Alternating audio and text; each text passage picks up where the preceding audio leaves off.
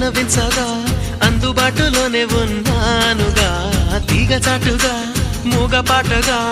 ఆగిపోకే ragamalika